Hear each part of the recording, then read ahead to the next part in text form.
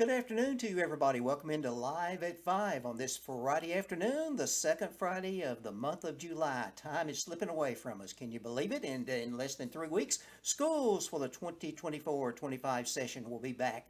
And those kids are looking very forward to that, as are their teachers and administrators, I'm sure. How you doing, Pam? I'm doing great, Flash. How about you on this Great. beautiful Friday? Great. Did you have a good 4th? I did.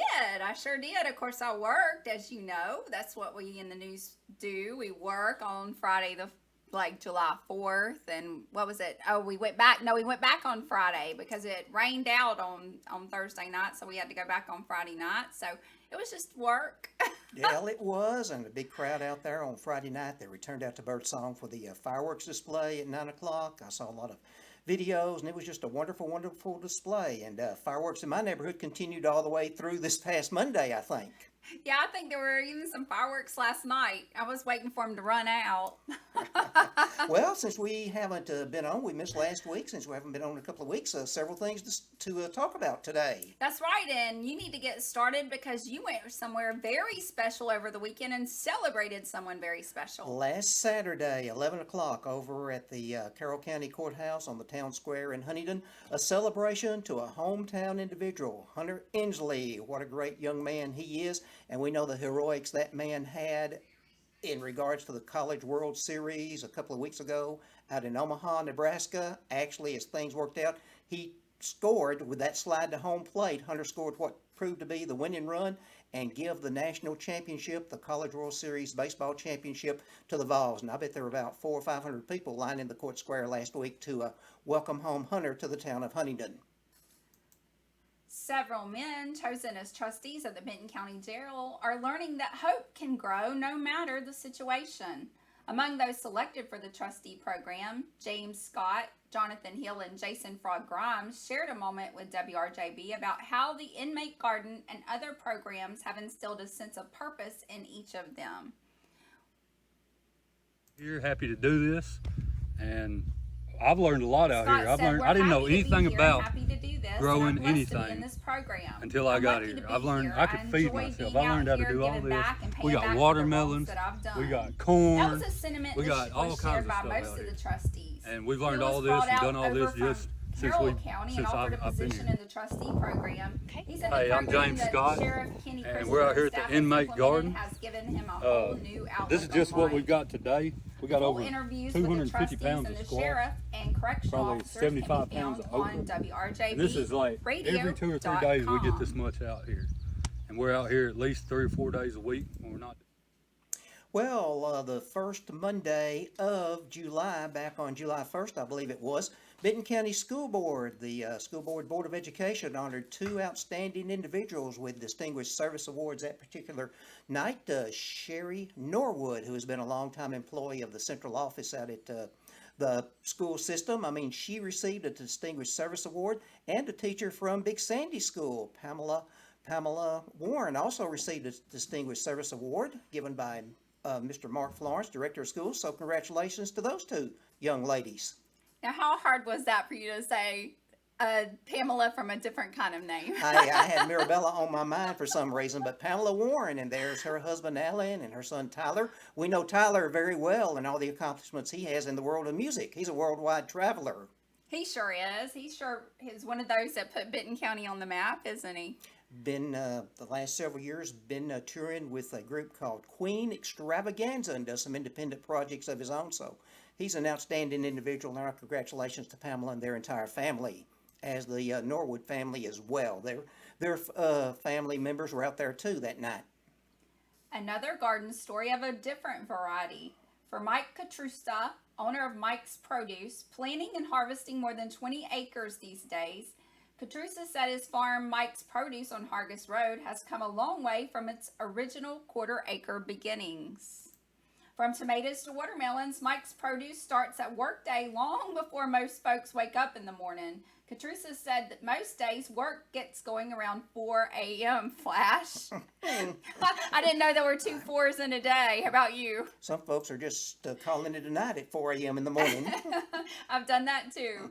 In addition to the farm being a labor of love, it is also a family affair. Katrusa got started with his stepdad, Mark Hargis, who he lovingly refers to as Dad. His mom, Alette Hargis, she does a little bit of everything. And he said her help at the farm is unmeasurable, and he does not look forward to each new school year when she returns to teach. He said she really helps in so many ways out there at the farm. Outstanding individuals, and they are natives of Ukraine, as you know, and they took all the proper things you needed to do, become American citizens a few years ago, so they are United States citizens, and we wish them the very best. We do. Katrusa has been making a business out of fruits and vegetables since graduating college in 2014. Of course, you know, he lost the strawberry crop here recently, the last time the crops came out, and that was with that big hailstorm that we had.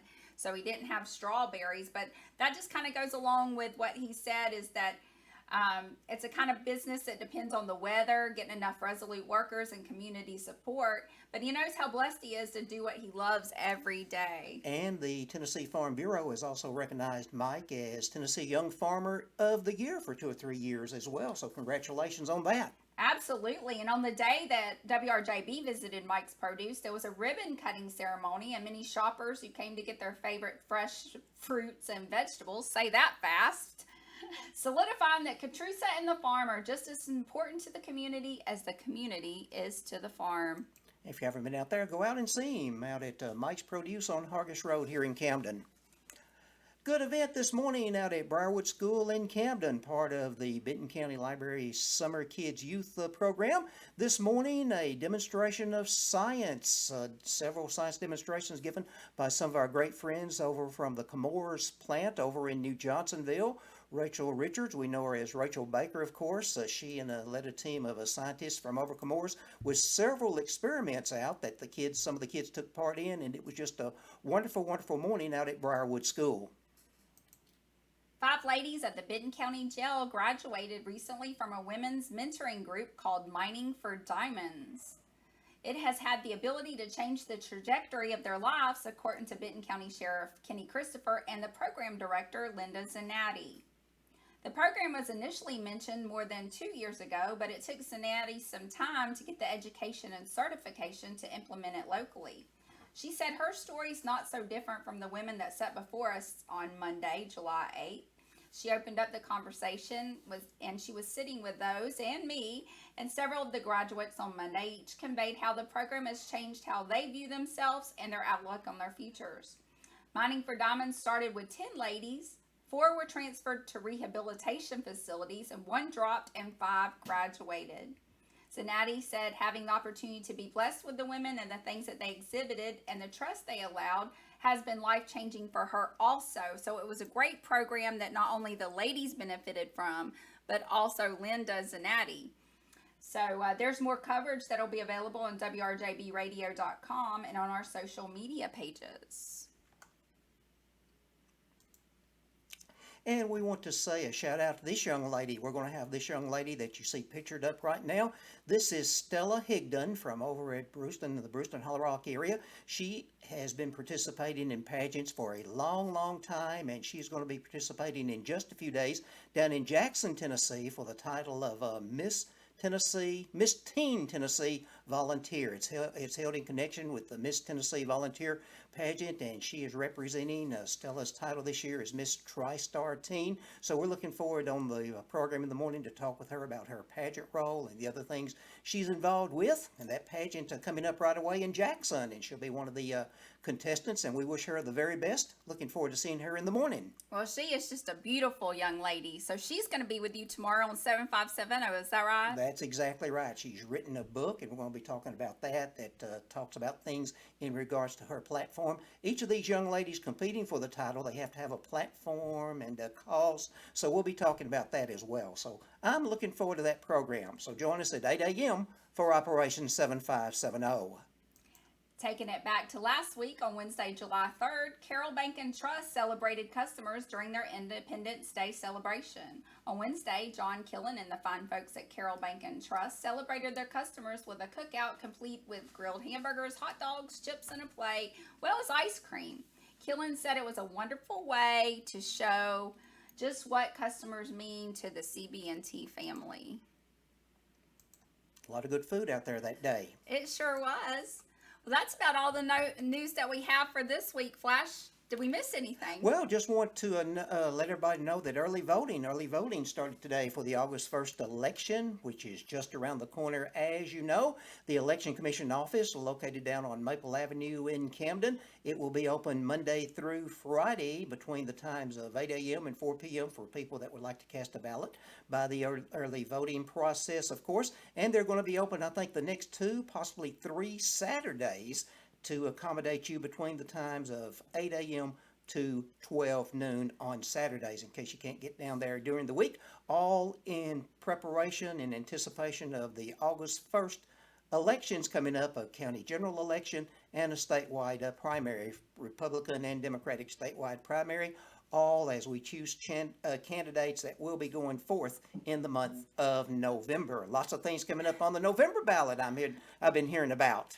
Yeah, that's right. But my favorite thing happens in November. It's my birthday. All right. I'm going to be 50 this year, so I'm going to be gone next week celebrating. I will be in Kauai in Hawaii. Oh, well, good for you. Good for you then. And I must apologize because you did provide coverage of early voting, and I did download it. I just didn't get it transferred over to this report today. So my apologies to you, Flash. No problem whatsoever. We'll get all that information up on our web pages, our social media, up on our regular Facebook page, and more things. But just keep that in mind, and in case you have any questions concerning the early voting process, give them a call, the election officials a call at 731-584-6144. Well, that wraps up our day today, our Live at 5, folks, and we thank you for tuning in. We want to thank Apex Bank, as always, for sponsoring the Live at 5 on Fridays, and we thank you for tuning in to your one and only news channel, right here, WRJB 95.9.